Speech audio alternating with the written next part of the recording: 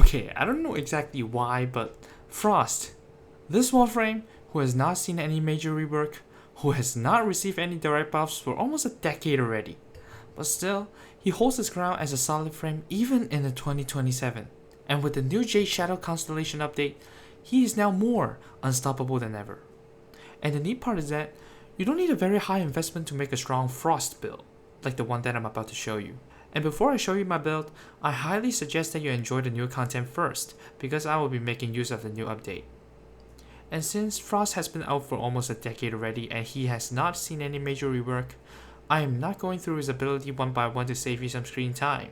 The interaction is actually very simple, and I think most of the time I'm just convincing you why he's a very good option to use even if he's not your main, and why I mod the things on my build.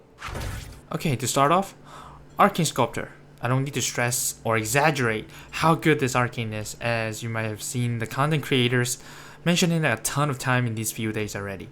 It locks your efficiency to max whenever you create an object.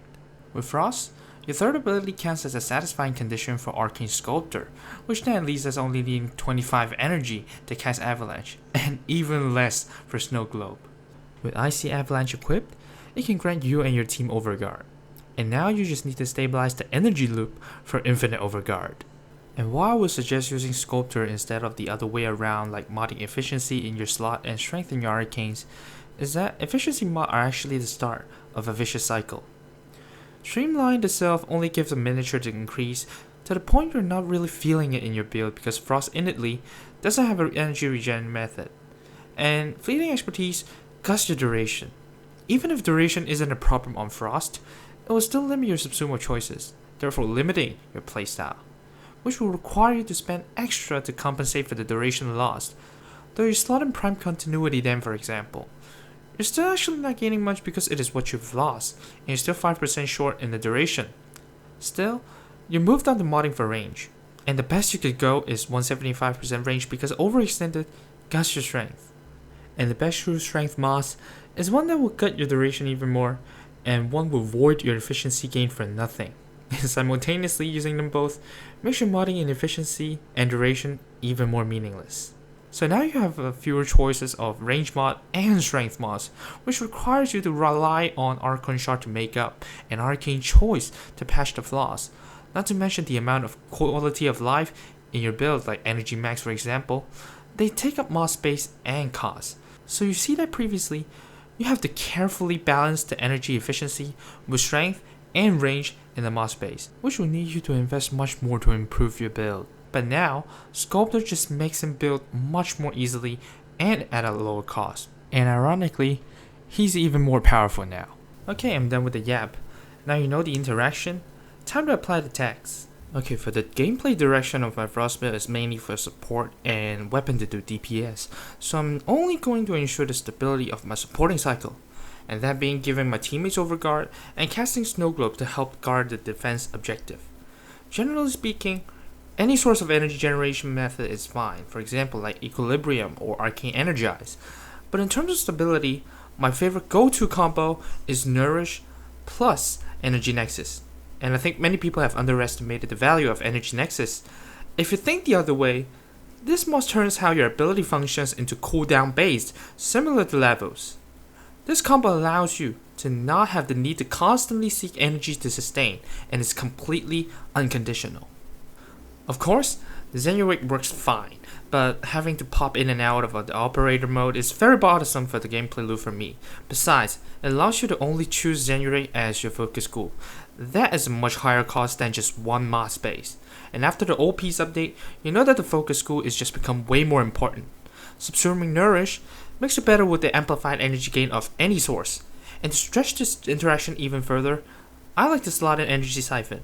So now, the energy per second gain comes to 3.6, which is our base value.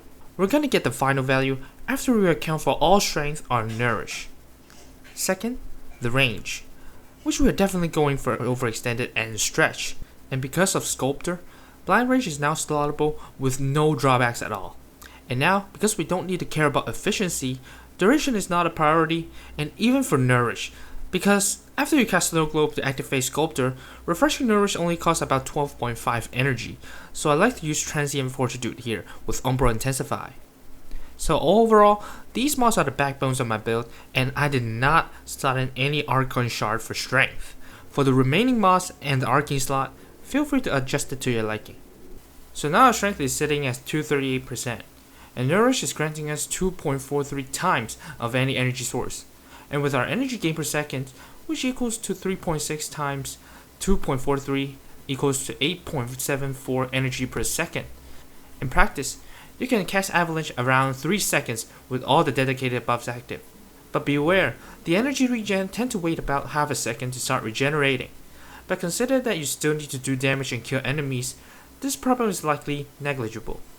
For the flexible choice of mod, I slotted in Power Drift and Exilus, Prime Flow, and Arcane Steadfast.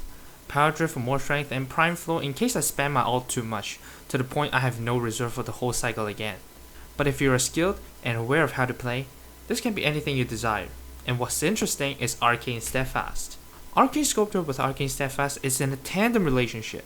The 20% chance for the free ability cast is fixed, and if you have a low efficiency, you won't be casting as much ability because each ability is more expensive. Naturally, the 20% is then hard to roll out, or in extreme cases, you need to deliberately cast a lower level ability to gamble for the activation of the Arcane Steadfast. For even if it did roll out, the total energy cost is at a greater number. Now, with max efficiency with Arcane Sculptor, leading to a cheaper cast of ability, allowing Steadfast to be more frequently and conveniently rolled out. Steadfast can also allow stable Sculptor uptime because of the free cast on your ability that creates object, further perpetuating the interaction, enhancing the Arcane's effectiveness even if it needs to gamble. And specifically with this Frost build, as I have stabilized the energy gain per second, the effectiveness is going to get better and better. Just remember to cast Slow Glow for Sculptor from time to time. For the Archon Shard choice, 2 Ember Shards for casting speed are beneficial enough, though it is not mandatory.